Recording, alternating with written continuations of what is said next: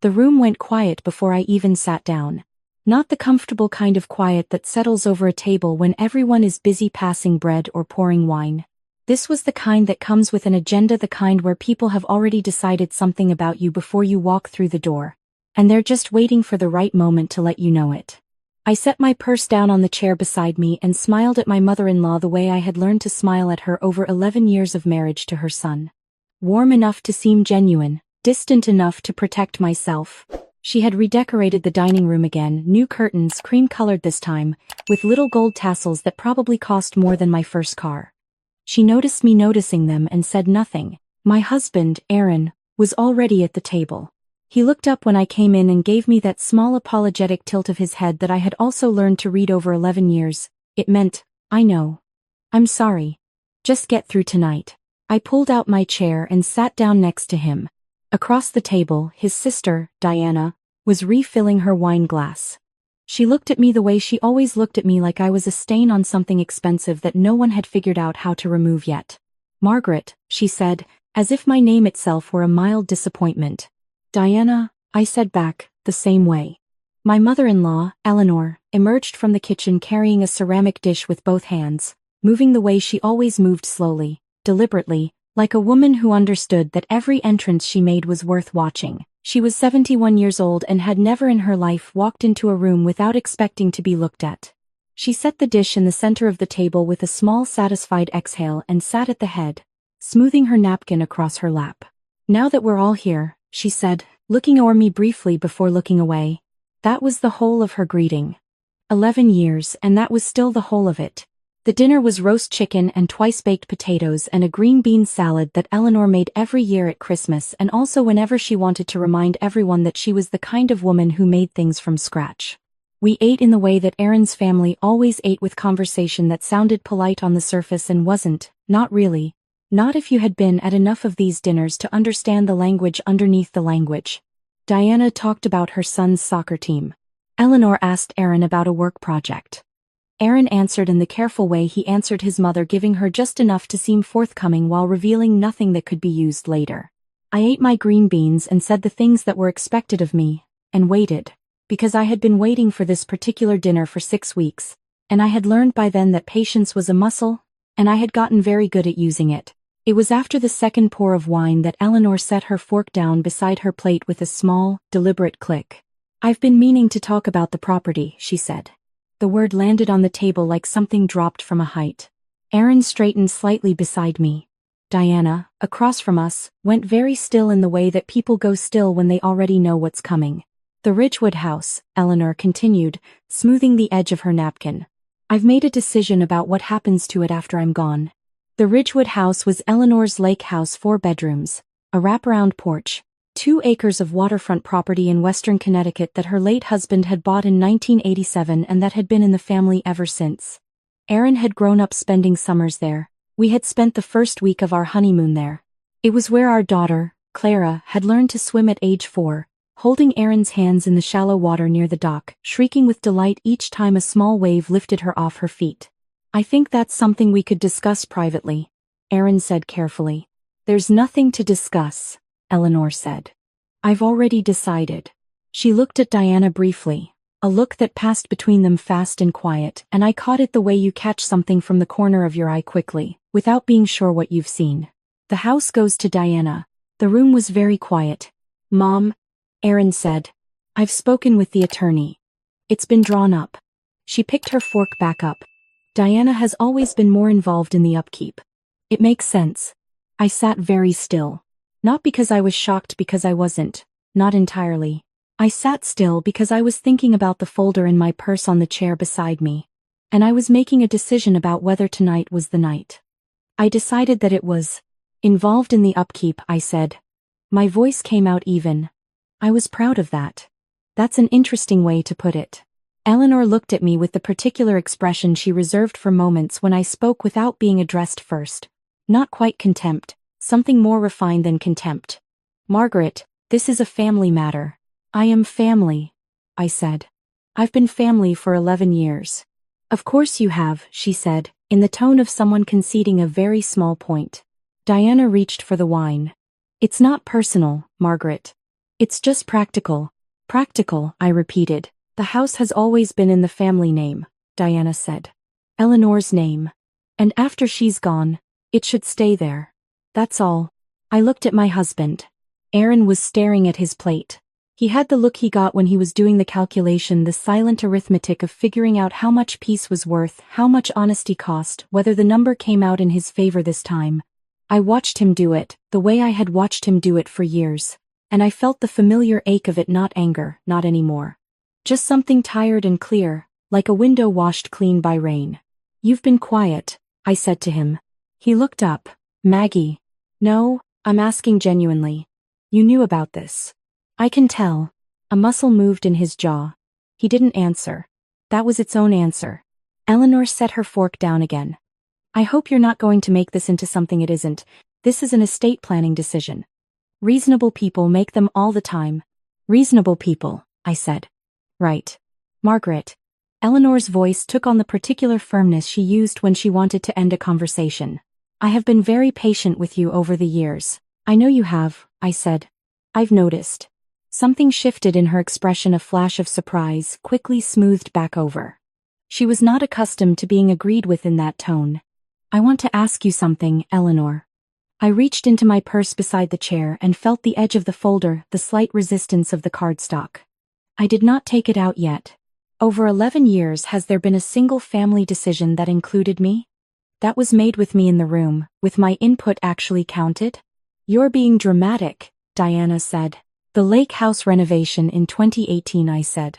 Aaron and I had agreed we would put in $20,000 toward a new dock system. I wrote that check. My money.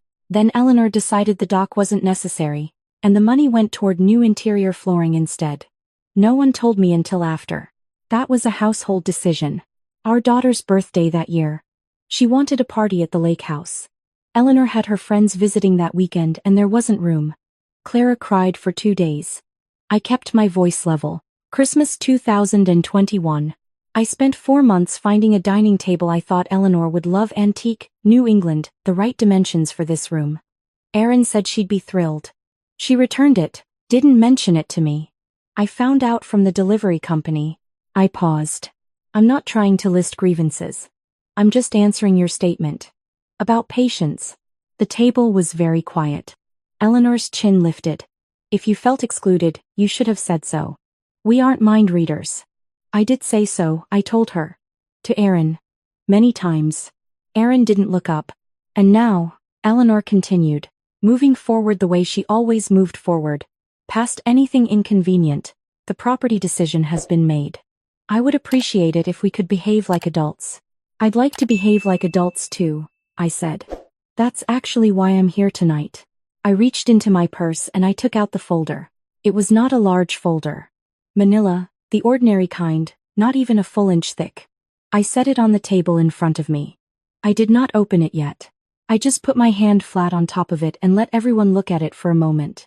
Diana's eyes dropped to it and came back up. Eleanor looked at it the way you look at something when you're trying very hard to appear as though you aren't looking at it. What is that? Aaron asked. His voice had changed. I've also been speaking with an attorney, I said. For the last 6 weeks, Eleanor's expression did not shift, but something in her posture did, a small tightening, the kind that happens below the conscious level. Specifically, I said, I've been speaking with a family law attorney and a financial forensics specialist. I watched that word forensics move through the room. I watched it land on each of them differently. Diana blinked. Aaron went very still, the way he had gone still when I came in, except this was different. This stillness had a quality to it I hadn't seen before. Because 6 weeks ago, while I was looking for our homeowner's insurance paperwork, I found something else. Aaron's hand moved toward me on the table, a reflex. I moved my arm away, gently, not dramatically. The Ridgewood property, I said. I know that you've decided to leave it to Diana. What I didn't know, until 6 weeks ago, was that Aaron has already transferred his share of our marital assets, a number that my attorney tells me represents roughly 40% of our joint financial holdings, into a separate account. I opened the folder. I did not take out any papers. I just let the edge of the documents become visible. An account that is not in my name. That was moved over the course of 18 months. in increments small enough that they wouldn't appear unusual in a single statement. No one spoke.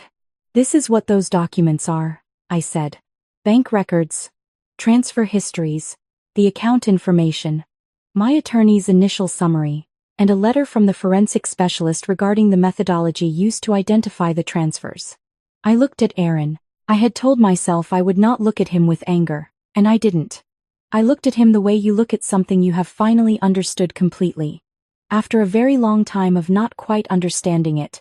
I don't know if this was your idea or whether it started with the conversation about the Ridgewood house. I don't know if Eleanor knew. I don't know if Diana did. What I know is what's in this folder. Aaron's face had gone a color I had never seen on it before. "Margaret." His voice was barely above a murmur. "That's not your misreading what those are." "My attorney doesn't think so," I said. "And she's been practicing family law for 22 years. Eleanor set her hands flat on the table. For the first time in 11 years, she looked at me with something other than the careful, managed disregard she had perfected. She looked at me with real attention, the kind you give something when it has surprised you. "This is a private family matter," she said. But the sentence had lost its shape. The authority had gone out of it. "I agree," I said. "Which is why I'm raising it here. Privately, at the family table, before it becomes a court matter." I looked at Diana, who was sitting very still with her wine glass held in both hands, not drinking. "I'm not here to fight. I'm genuinely not. I'm here because I made a decision 6 weeks ago about who I wanted to be in this moment, and the person I decided to be is someone who says what she knows, clearly, without a scene, and then lets everyone else decide what they do with it." Aaron pushed back his chair slightly. The legs made a sound against the floor. "Maggie, please. Can we talk about this at home?" "We can talk about whatever you'd like at home," I said. "But the folder stays with me. And my attorney has copies." The candles on the table were the long taper kind that Eleanor always used for family dinners. One of them had burned down to the point where the wax was dripping onto the silver holder. I watched it for a moment. The flame didn't waver. "I want to say something else," I said. "And then I'll let everyone eat dessert."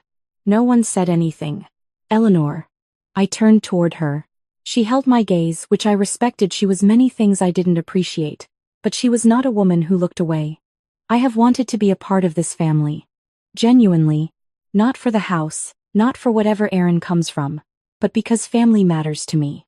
I grew up in a home where people said hard things and then moved on, and I thought that was something I could build here too. I was wrong about that, but I want you to know that I spent 11 years trying. And I don't regret the trying. I regret that it wasn't met." The candle wax pooled and stopped. Eleanor was quiet for a long time. When she spoke, her voice had lost something, not its control, never quite that, but something around its edges. "You should have come to me." "I did come to you," I said. "You told me Aaron was your son and this was your family and I should appreciate what I had." I closed the folder.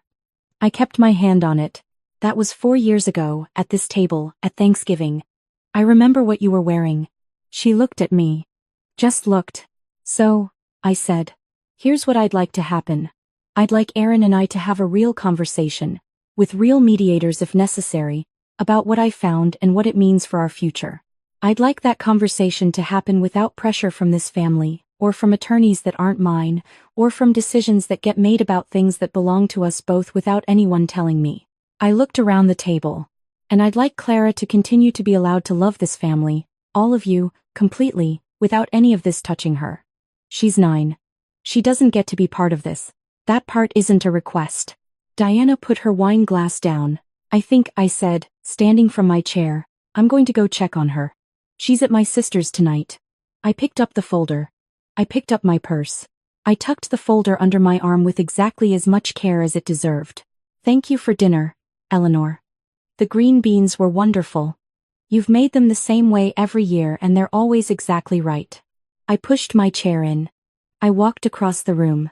My heels made a sound on the hardwood that I had always found slightly satisfying, not loud, just present. I did not look back. I sat in my car for a few minutes in the driveway with the heater running and my hands in my lap and the folder on the passenger seat beside me. The light in the dining room was visible through the window, the warm amber of Eleanor's carefully chosen lighting, and the shapes of 3 people inside it, not moving. I looked at that window for a moment and then I looked away. I called my sister. She answered on the second ring, and I could hear Clara laughing at something in the background. That specific laugh she had when she was running breathless and completely delighted. Like joy was something her body couldn't contain. "How is she?" I asked. "Perfect," my sister said. "She beat Thomas at every card game and she's been absolutely insufferable about it." "She gets that from you." "She does," I agreed. I sat with that for a second, the warmth of it, the specific relief of knowing that one part of my life was exactly as it should be. "I'll pick her up in an hour," I said. I backed out of the driveway and I drove without the radio. The roads were dark and clear and I knew exactly where I was going. In the weeks after that dinner, Aaron and I began the process that I think both of us had understood, on some level, was coming: the slow and painful and necessary work of two people who have loved each other well in some moments and failed each other badly in others, sitting across a table from professionals and trying to figure out what was fair. It was not easy. It was not supposed to be. Fair rarely is. What I found in those weeks was that I had spent 11 years getting smaller in that family, adjusting, accommodating, swallowing things that should have been said, and I had told myself it was patience. Patience is a virtue, I had thought. Patience keeps the peace. But there is a version of patience that is actually just self-erasure dressed up in careful language, and I had been living in that version for a very long time without quite naming it. The folder had named it. Not the legal contents of it, though those mattered, and my attorney made sure they were handled correctly. What the folder had actually contained, the thing that had changed something in me when I first found those bank statements and then spent 6 weeks quietly, carefully, building the picture of what they meant, was the knowledge that I was someone who paid attention. That I was someone who, when faced with something that required courage, could take the time to understand it fully before walking into the room. I had not screamed at Aaron. I had not called Eleanor in the parking lot of the bank to tell her what I found.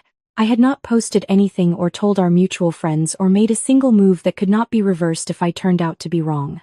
I had just waited, and looked, and understood. And then I had walked into that dining room and I had set a folder on the table, and I had said what I knew, and I had watched the room shift on its axis.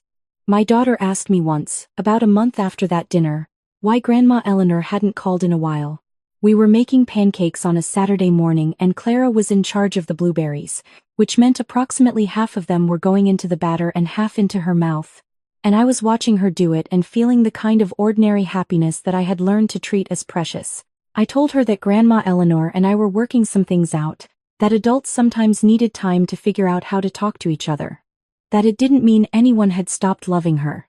Clara considered this while eating a blueberry.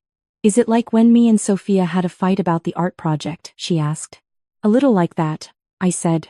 "We worked it out," she said. "I let her be in charge of the background and I did the people." "That's very diplomatic of you." "I know," she said in the completely unself-conscious way that 9-year-olds state things. "I'm good at sharing." I pulled her close and kissed the top of her head, and she tolerated it for approximately 3 seconds before wiggling away to protect the blueberries. I stood in my kitchen in the morning light and I thought, this is what I was protecting. Not the 40%. Not the Ridgewood house, which I had loved, and which I knew I would grieve not seeing the way I had seen it. Not the concept of being right, or winning, or any of the things that anger makes you think matter when actually they are just noise. This, the pancakes and the blueberries and the 9-year-old who was good at sharing. That was worth every minute of the 6 weeks I had spent building that folder. Worth every moment of sitting at that table and speaking clearly while my heart was doing something complicated inside my chest. Worth every second of the drive home, and the calls with my attorney, and the hard and necessary conversations that came after. There is a thing that people say that living well is the best revenge. I had always found that phrase a little hollow, because it made living well sound like it was in service of something else, like you were doing it to prove a point. But I think what it actually means, if you strip away the revenge part entirely, is just this: the best thing you can do, when someone has underestimated you, is to keep going.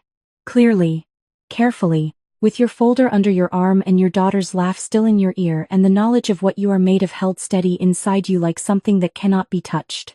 I flipped the pancakes. Clara decided the blueberries needed more blueberries. Outside the window, it was an ordinary Saturday, bright and cold and completely ours.